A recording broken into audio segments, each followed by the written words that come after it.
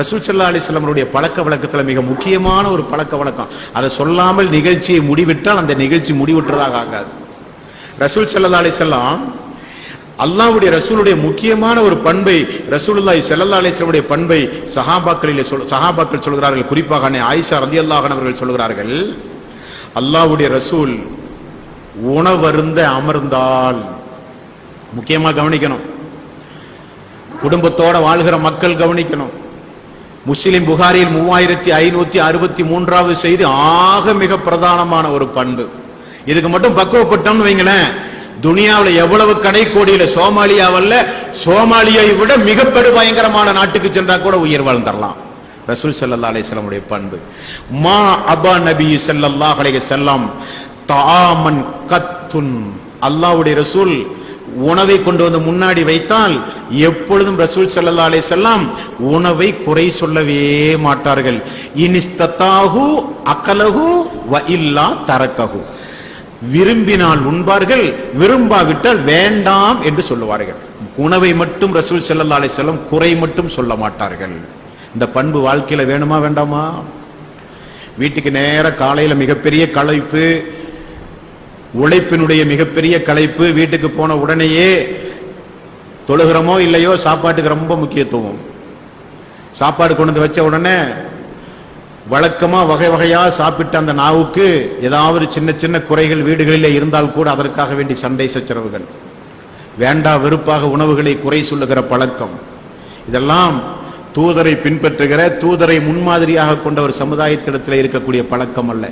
பிடித்தால் உண்பார்கள், பிடிக்காவிட்டால் வேண்டாம் என்று சொல்லுவார்கள், உணவை குறை சொல்ல மாட்டார்கள். காரணம், அது கூட கிடைக்காத நிலையை அல்லாஹ் நாடினால் நமக்கு உண்டாக்குவான். இல்லையா? ஒரு சுனாமி வந்தாலோ, ஒரு பேரிழப்பு ஏற்பட்டாலோ, ஒரு பூகம்பம் வந்தாலோ, ஒரு இயற்கை சீற்றம் உண்டானாலோ, ஒரு பெருமழை அடித்தாலோ, புயல் காற்று வீசினாலோ, எவ்வளவு பெரிய செல்வந்தனும் நடு ரோட்ல வந்து நிற்பான். நின்னவர்களை எல்லாம் பார்த்திருக்கிறோம். இரவிலே பஞ்சு மத்தியில் உறங்கி காலையிலே கலெக்டர் அலுவலகத்தில் கொடுக்கிற நிதி உதவி வாங்குகிற வரிசையிலே வந்து நின்ற மனிதர்களை எல்லாம் பார்த்திருக்கிறோம். ஒரு நேர உணவு கூட கிடைக்காமல் இறந்து போகிற நாடுகள் எல்லாம் நம்முடைய கண் எதிரே உண்டு. அப்படியெல்லாம் உணவை குறை சொல்லுகிற பண்பு, பழக்கம் ரசூலுல்லாஹி ஸல்லல்லாஹு அலைஹி வஸல்லம் வாழ்க்கையில நீங்கள் எங்குமே பார்க்க முடியாது. கிடைத்ததை உண்டு வாழுங்கள், கிடைத்த உணவுக்கு அல்லாஹ்வுக்கு நன்றி செலுத்துங்கள். ரசூல் ஸல்லல்லாஹு அலைஹி வஸல்லம் ஒரு நாள் வீட்டினுடைய வெளியே நிற்கிறார்கள். பார்த்தால் அபூபக்கர் அவர்கள் நடந்து வருகிறார்கள். என்ன இந்த நேரத்தில்? யார் ரசூலல்லாஹ், நீங்கள் ஏன் வெளியே வந்தீர்கள்? எனக்கு பசி. யார் ரசூலல்லாஹ், எனக்கும் அதுதான். கொஞ்ச நேரம் பார்த்தால் உமர் அவர்கள் வருகிறார்கள். உமர் அவர்களே, உங்களுக்கு என்ன பிரச்சனை? எனக்கும் பசி யார் ரசூலல்லாஹ். ஒரு பசி ஒரு தூதரையும் 2 தோழர்களையும் வீட்டிலிருந்து வெளியே கொண்டு வந்து நிப்பாட்டி இருக்கிறது. உடனே ரசூலுல்லாஹி ஸல்லல்லாஹு அலைஹி வஸல்லம் ஒரு அன்சாரி தோழருடைய பெயரை குறிப்பிட்டு அவருடைய வீட்டுக்கு செல்வோம் என்று சொல்ல, அல்லாஹ்வுடைய ரசூலும் 2 தோழர்களும் வீட்டுக்கு வருவதை பார்த்து அவருடைய குடும்பத்திற்கு அவ்வளவு பெரிய ஒரு சந்தோஷம். உடனே வீட்டிலே இருக்கிற ஒரு ஆட்டை ஓடி போய் அறுத்து ரசூல் ஸல்லல்லாஹு அலைஹி வஸல்லம் அவர்களுக்கு விருந்து கொடுக்க, விருந்து முடிந்த உடனே ரசூல் ஸல்லல்லாஹு அலைஹி வஸல்லம் அந்த தோழரை பார்த்து சொன்னார்கள், தோழரே, அல்லாஹ்வுடைய ஒவ்வொரு அருட்கொடை குறித்தும் மறுமையிலே விசாரிக்கப்படுவீர்கள். அல்லாஹ்வுடைய ஒவ்வொரு அருட்கொடை குறித்தும் மறுமையிலே நீங்கள் விசாரிக்கப்படுவீர்கள் என்று ரசூல் ஸல்லல்லாஹு அலைஹி வஸல்லம் அவர்கள் சொல்லி ஊட்டி வளர்த்த ஒரு சமுதாயத்தினுடைய முன்மாதிரியாக திகழ்ந்தவர்கள் நாம் எல்லாம். நாம் அல்லாஹ் வழங்கிய 24 மணி நேரத்தை, இரவு பகல் மாறி மாறி தந்த நம்முடைய 24 மணி நேரத்தை உறங்கி கழிக்கவோ, ராக்கடிகள் பேசி கழிக்கவோ, வீணாகவோ ஒருபோதும் ஒரு நிமிடத்தை கூட கழித்து விடாதீர்கள். அதற்கும் அல்லாஹ்விடத்திலே பதில் சொல்லியாக வேண்டும்.